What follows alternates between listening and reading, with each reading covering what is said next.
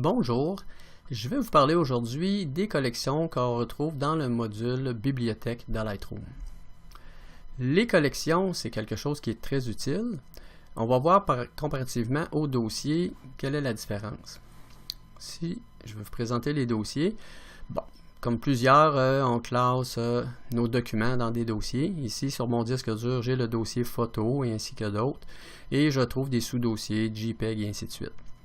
Si je veux mettre une photo dans plusieurs dossiers, je vais donner à titre d'exemple, je veux avoir une photo dans 5 dossiers pour une raison X, c'est-à-dire que je vais avoir 5 fois le même fichier, c'est-à-dire que ce fichier-là va occuper 5 fois plus d'espace sur mon disque dur. De plus, si on est dans le dossier photo ici, vous allez constater que, exemple, si je veux classer mes images, je peux regrouper mes images. Tout va bien jusqu'à date. Cependant, si vous avez ici, dans le dossier photo, si vous avez un sous-dossier, j'ai le sous-dossier test qui est dans le dossier photo, qui a des photos ou non à l'intérieur.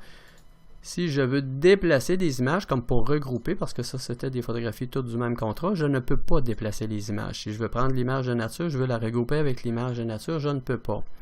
Dès que l'on a un sous-dossier, automatiquement, on ne peut pas déplacer des images à l'intérieur d'un dossier. Ça, c'est un désavantage, alors que les collections, c'est pas la même chose. Comment on fait pour créer une collection? Je vais commencer par créer un ensemble de collections. Fait qu'on voit qu'on a différents choix. C'est quoi la différence entre un ensemble et une collection? On va y arriver. Je vais créer un ensemble qui s'appelle client. Parce que, comme photographe, on a plusieurs clients. Et dans client, je vais créer un autre ensemble de collections. Et celui-là, je vais l'appeler éditeur. Parce que je fais affaire avec des éditeurs. Et je peux lui dire à quelle position que je veux que cet ensemble-là soit créé. C'est dans l'ensemble client. Étant donné que j'ai plusieurs éditeurs, je vais le mettre dans l'ensemble de collections client. Je peux créer un autre ensemble de collections éditeur. Et là, je vais lui donner le nom d'un éditeur. Je vais lui dire à quelle position dans l'éditeur. Donc là, on voit qu'on peut ajouter d'autres clients, d'autres ensembles de collections qui peuvent être dans client et ainsi de suite. Ça, c'est des ensembles de collections. Ça me fait penser un peu comme des vrais classeurs. Là, on voit l'avant. Là. Si je viens dans les photos, comment on va faire pour créer des collections? À titre d'exemple, Boréal m'envoie un courriel, me dit on cherche des images qu'il y a de la brume. Alors, je regarde les images. Oui, celle-ci est intéressante, celle-ci est intéressante, celle-ci et celle-ci. Alors, j'aimerais ça lui envoyer les images. J'ai sélectionné les images. Je peux faire un plus ici, comme je peux faire simplement bouton droit. Et je veux créer une collection. Fait qu'une autre façon d'accéder, je vais l'appeler brume. On me demande à quelle position. C'est dans Boréal. Et j'ai la possibilité aussi, option de collection, d'inclure les photos sélectionnées. Je ne veux pas de copie virtuelle, je fais créer. Et automatiquement, il y a une collection qui s'est créée dans l'ensemble Boréal et qui contient 4 photos. Je retourne ici. Et supposons que le même éditeur cherche des images de chute. Alors là, je vais faire ma sélection d'images. Je vais ajouter des libellés de couleurs ou des notes. Comme ici, cette photo-là, oui, m'intéresse. Celle-ci m'intéresse. Là, je retourne ici. Celle-ci pourrait intéresser. Ainsi que celle-ci. Alors, j'ai des photos avec la note 4. Je retourne en mode grille. Je lui dis, dans Attributs, sors-moi les photos qui ont 4 étoiles et plus. Je sélectionne mes photos. C'est une façon d'afficher uniquement les photos qui ont 4 étoiles par le champ de recherche ici. Si je fais le raccourci clavier commande N, c'est une autre façon aussi de créer collection. Fait que commande N, vous avez le plus ou le bouton droit. Je lui dis que je veux l'appeler chute.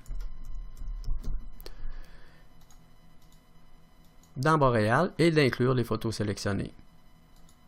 Ici, volontairement, je vais le décocher. Juste pour vous montrer aussi qu'on peut le faire d'une autre façon. J'ai 0 photo dans Chute, mais j'ai la collection Chute. J'ai juste à prendre mes images ici et je les glisse à l'intérieur. Alors, on voit qu'il y a plusieurs possibilités. Et disons que pour terminer, le même client m'appelle et me dit qu'il recherche des photos de forêt. Alors, des photos de forêt, on va procéder d'une autre façon.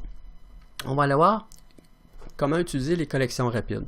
La différence entre une collection rapide versus une collection rapide, on n'en a qu'une, et c'est une collection qui est temporaire. Alors que les collections, c'est des collections qui vont rester là quand même un bon bout de temps, même qui peuvent être permanentes. Dans Photo, ici,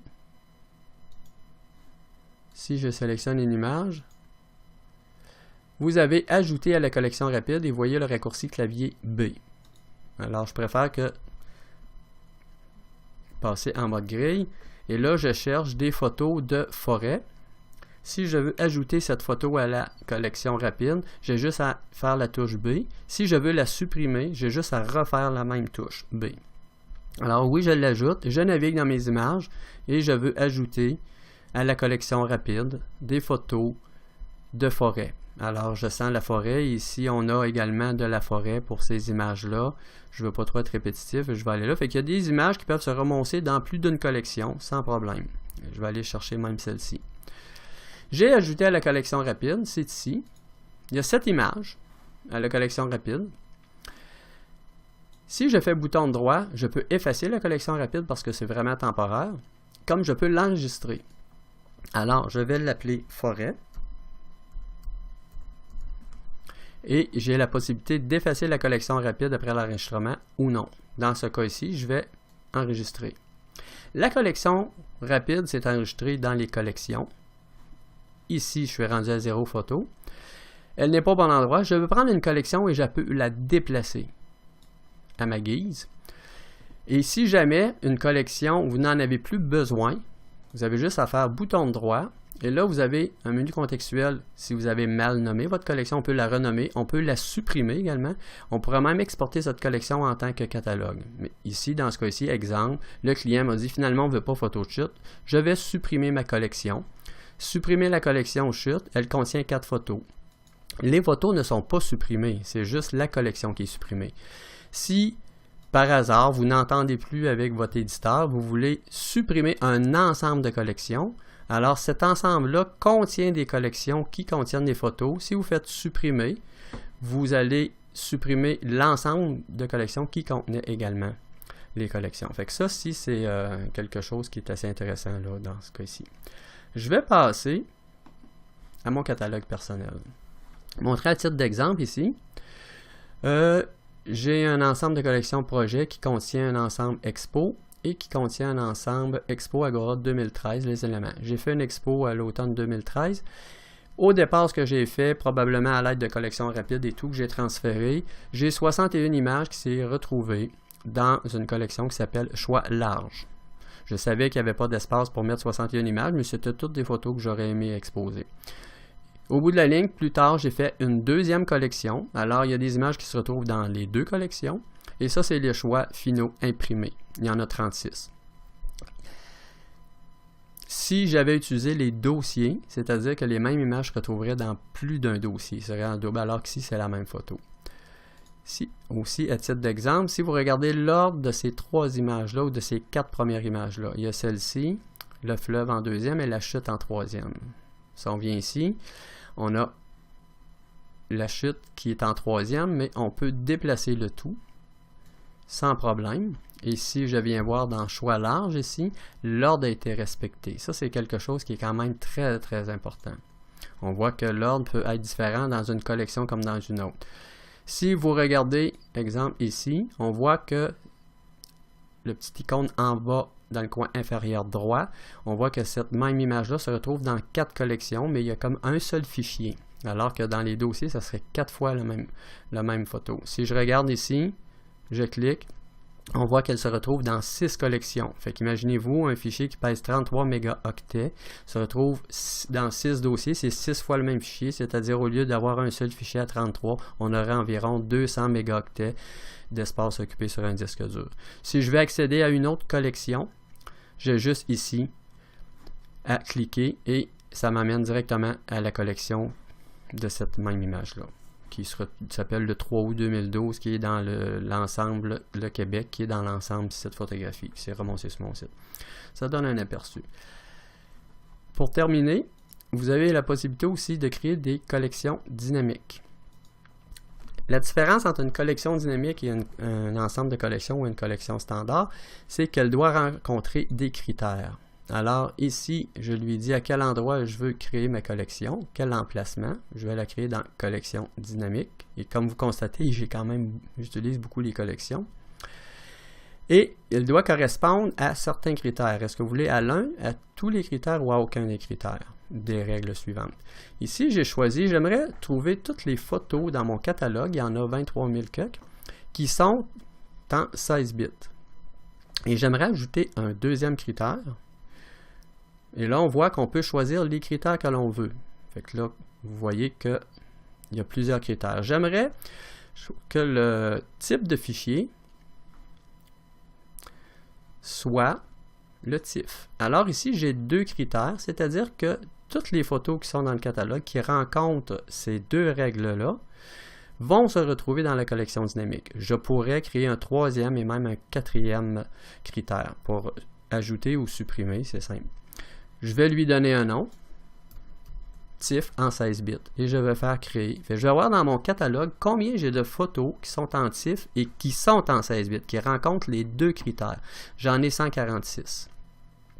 Si je regarde aussi dans la collection dynamique, on voit qu'il y a 1417 photos qui ont 5 étoiles et ainsi de suite. Il y a des images ici, ça par défaut c'est là, sans mots-clés. J'en ai 443. Ça, c'est les images qui n'ont pas de mots-clés, c'est-à-dire 443, ça, c'est les images qui proviennent du iPhone, alors celle-ci, je ne mets pas de mots-clés. Pour terminer, un avantage qu'on retrouve avec les collections par rapport au dossier, c'est lorsqu'on passe à d'autres modules, comme développement, impression web ou autre. Regardez bien, ici on voit le catalogue, les dossiers et les collections lorsqu'on est dans le module bibliothèque. Et dès qu'on passe à un autre module, exemple développement, comme vous constatez sur le panneau de gauche, on a les paramètres prédéfinis ici, mais on n'a plus les dossiers, mais on a toujours accès aux collections. Alors ça nous permet de naviguer d'une collection à l'autre pour régler des images. Je vais vous souhaiter un bon classement à l'aide des collections.